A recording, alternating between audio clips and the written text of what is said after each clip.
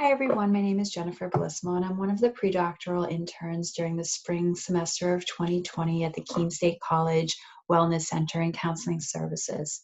So today I am here to talk to you about guided journaling and how does guided journaling differ from regular journaling?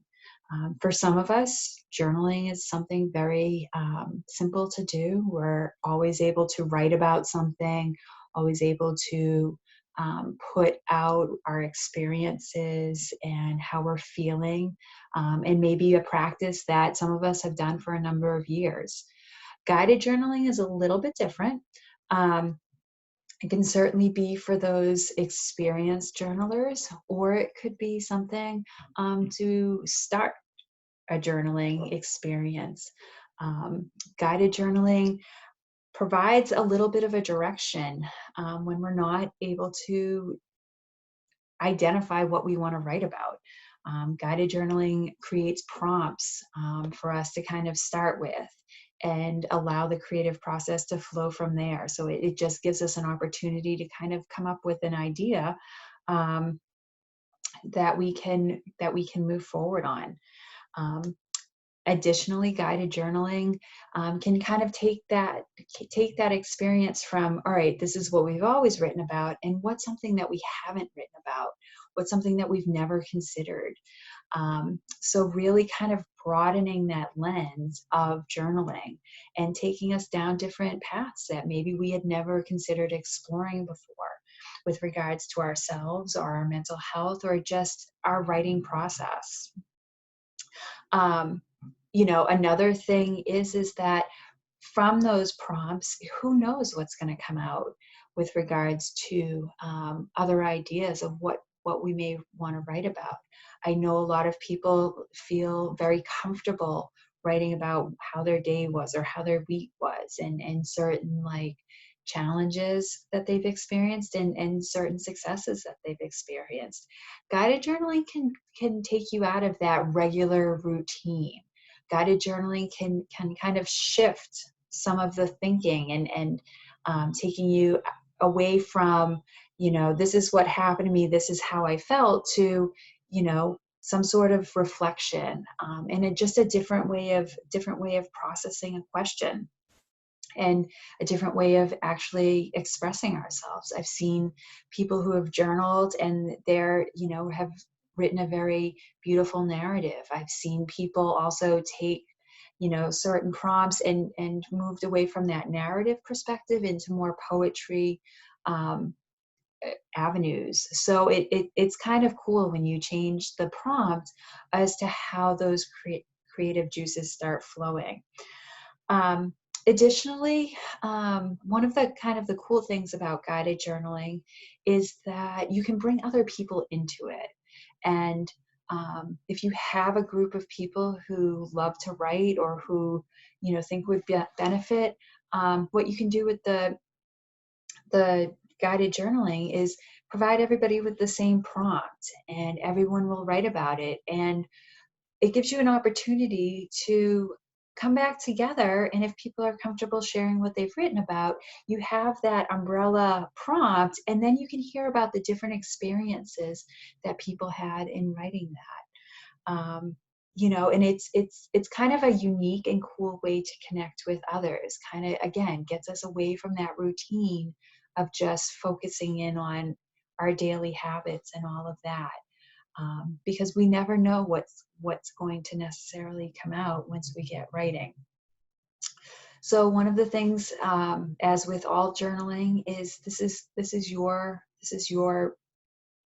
project. This is a part of you, and this isn't an assignment or anything like that. So keeping in mind, to just let the words and the thoughts flow onto the paper, and don't worry about things like misspelling or grammar or any of that stuff. Just allow it to come out of you in a way that just flows naturally, so that you're in the moment and allowing it to happen.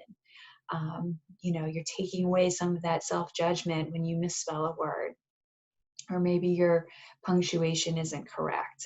This is really a great opportunity to take what's going on inside of you and putting it outside of you. creating some distance between you and that particular experience and that particular prompt.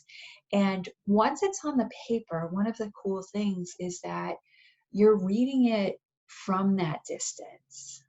A lot of times people hold on to things and they hold on so tightly to things. And sometimes that can be really healthy, and other times it can cause some distress.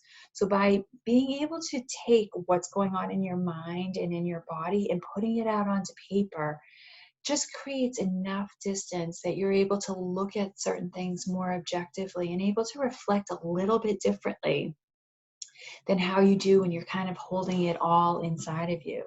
Guided journaling can be a great opportunity to just express yourself and maybe put on paper those things that you would never think about saying out loud, and all of that. And the cool thing is, again, it's personal. So you don't have to share everything if you don't want to.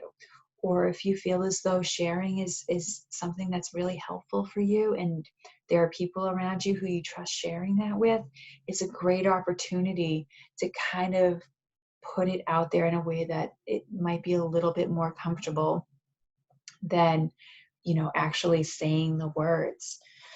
So some of the things that you could, use as prompts is just some reflections on a specific feeling or emotion. Reflect on a time when you felt very successful. Reflect on a time where you really struggled and what did you learn from that struggle. Think of a time where you thought you couldn't see the light at the end of the tunnel and how did you get there? There's those types of things. Also, too, there's opportunity to reflect on some of the things that happened in the past.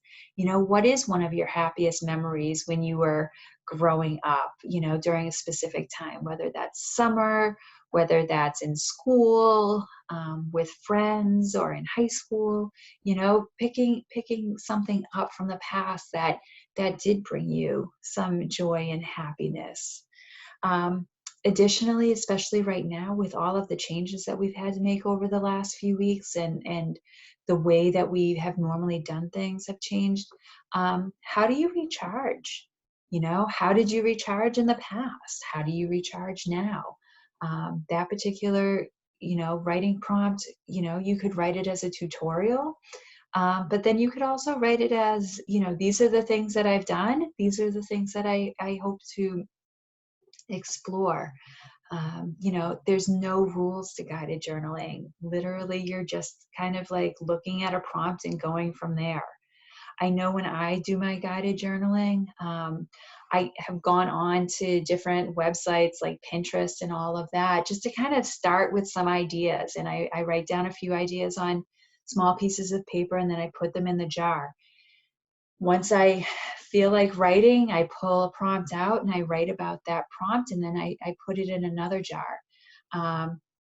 Beyond, what I've been able to find on the computer for prompts, I have found myself during my writing, like kind of thinking about, oh, this would be really cool to write about, and jotting down a little note and putting it in that jar.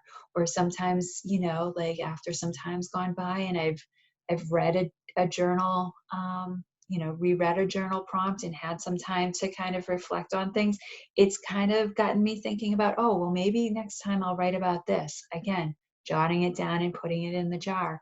And not putting myself on a schedule per se to write, but keeping a lot of those prompts fresh and keeping them, active can be helpful so that you're not writing about the same things every day.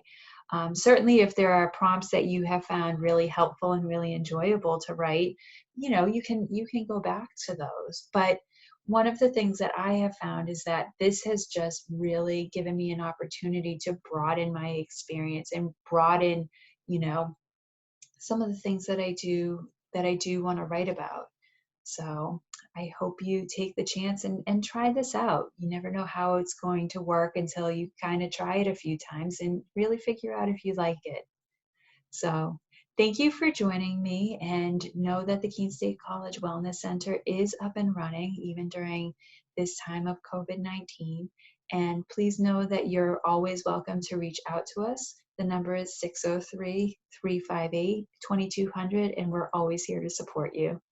Thank you.